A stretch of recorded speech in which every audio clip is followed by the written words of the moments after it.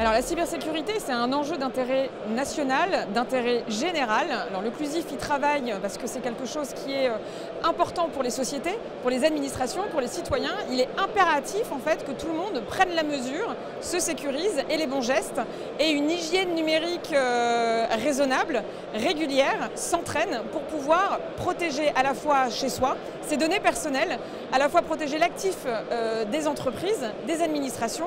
Parce que on le voit aujourd'hui avec une menace un peu plus présente, avec des rançongiciels, avec des fuites de données, des expositions de données qui sont exploitées, une menace croissante pour tout le monde. Donc aujourd'hui, on doit véritablement comprendre le sujet, ne pas se dire que ça touche les autres. Vincent Strubel l'a bien dit, il ne suffit pas d'être une cible pour être victime, et aujourd'hui, n'importe quelle structure peut être attaquée.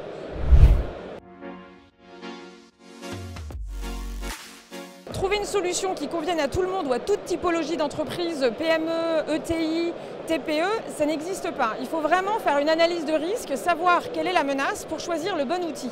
Trouver des outils sur une étagère, il y en a plein, mais choisir n'importe quoi à n'importe quel moment, non, il faut vraiment prendre la mesure de ce qui peut être utile pour ne pas se retrouver avec quelque chose d'inadéquat. Se préparer, c'est avoir de la prévention. Plus que de la sensibilisation, on ne veut pas rendre sensibles les gens, on veut les rendre plus forts. Donc une prévention accrue. Alors il y a des cybermalveillances qui font de la communication. On communique nous aussi via nos conférences, nos guides à l'ensemble de la population et des salariés et des membres de notre association pour essayer de faire monter en maturité et en compétence tout le monde. Donc il y a des sensibilisations, des conférences. Il y a aussi les entraînements, des exercices de crise, des exercices aussi à la suite de gestion d'incidents pour savoir comment on se relève.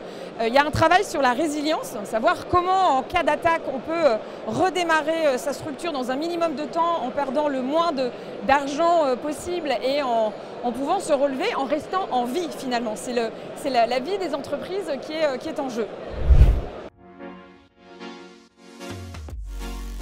Nous avons fait au sein du CLUSIF un flyer sur la judiciarisation pour savoir comment porter plainte pour les PME, pour les TPE, savoir en tant que personne morale ou personne physique vers qui on doit se rediriger.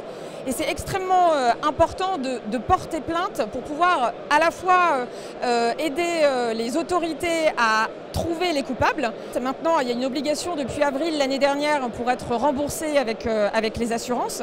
Mais au-delà de ça, on peut arrêter un certain nombre de coupables. On le voit encore dernièrement sur ceux qui ont attaqué et ont mis à disposition des données personnelles de grandes structures. On les arrête, mais pour ça, un seul mot, porter plainte.